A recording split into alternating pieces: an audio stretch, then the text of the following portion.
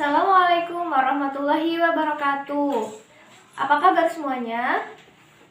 Alhamdulillah. Nah, kita kembali lagi ya dalam pembelajaran pada pagi hari ini. Sebelumnya, ketua kelas silahkan untuk memimpin doa ya.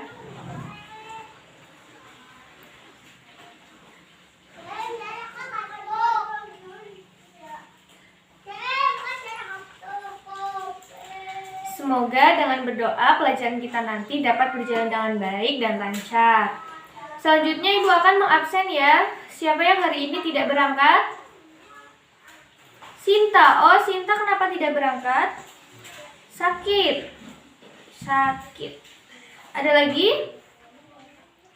Baik. Sudah ya. Nah, ada yang tahu sekarang kita akan belajar mengenai apa? Iya, belum tahu ya. Nah, sekarang kita akan belajar mengenai toharoh, kemudian najis dan hadas. Ada yang udah tahu?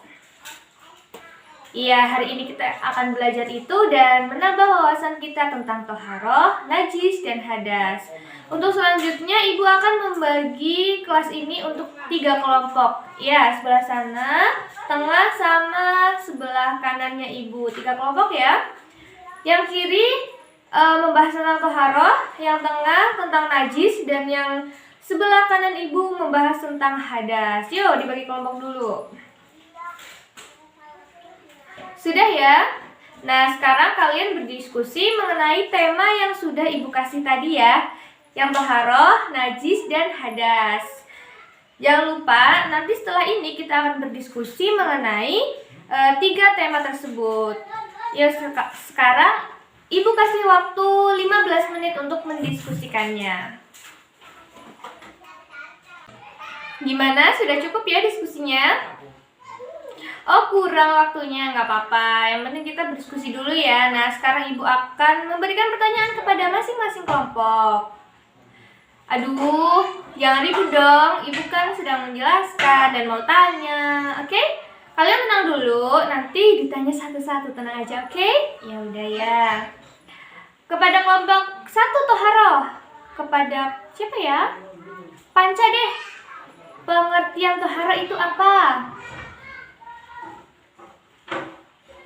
Iya, betul sekali. Toharoh itu artinya bersuci, dan secara istilah toharoh adalah kegiatan bersuci atau mensucikan diri dari najis ataupun hadas ketika kita akan melakukan suatu ibadah. Betul. Kemudian kelompok 3 hadas. Yuk, Putri, jelaskan pengertian hadas.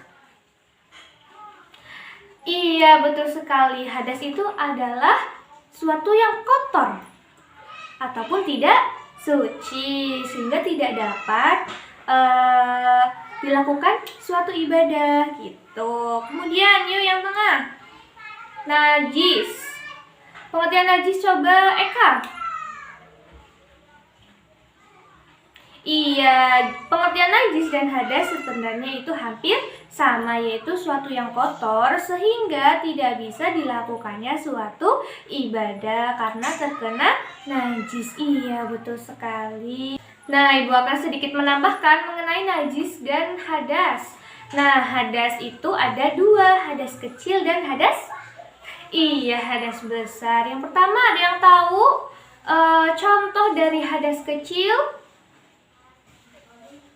Iya, betul sekali. Hadas kecil itu contohnya ketika kita buang air kecil, ataupun ketika kita buang air besar, ataupun ketika kita apa? Iya, kentut ya. Iya, betul sekali.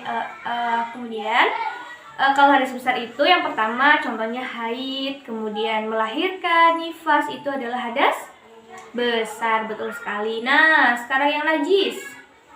Najis itu ada 3. Najis mukhafafah, najis mutawasitoh, dan najis mukholadoh. Jadi urutannya tadi itu najis ringan, najis sedang, dan najis yang berat. Contoh najis ringan apa? Ada yang tahu? Iya, najis ringan itu contohnya itu air kencing dari anak yang belum makan nasi, itu cuma disiram saja, jadi termasuknya Hadas kecil, iya betul. Kalau najis kecil, nah kalau najis yang sedang itu contohnya apa? Iya, kalau najis yang sedang itu misalkan ada kotoran ayam, kotoran cicak, itu najis yang sedang. Iya, betul sekali. Nah, terus yang ketiga najis besar.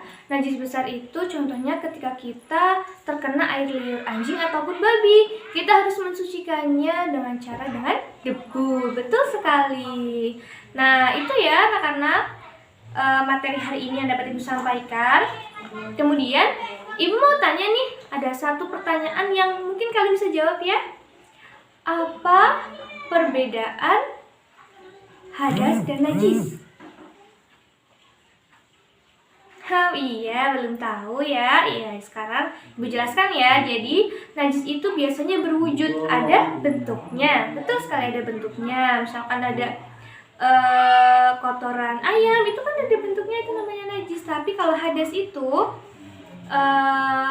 ketika kita nifas ataupun haid, itu namanya hadas karena tidak terlihat seperti itu. Kalau haid masih terlihat ya, tapi kalau misalkan hadas setelah berhubungan suami istri itu kan tidak terlihat. Nah, itu namanya hadas. Iya. Jadi sudah paham semuanya ya mengenai toharoh, najis dan hadas? Alhamdulillah. Ada pertanyaan? Ada yang mau bertanya? Cukup ya? Iya, cukup. Oh, ada. Iya, silakan. Putra.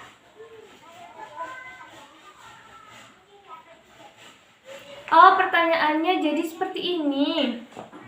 Kalau misalkan kita mau sholat tetapi ada noda kencing di sarung ataupun celana, itu tidak boleh. Makanya kita harus berhati-hati. Lebih baik kalau misalnya kita mau sholat itu kita ganti celana ataupun sarungnya dulu biar tidak terkena najis, karena termasuknya itu najis ya, karena kena air kencing ya.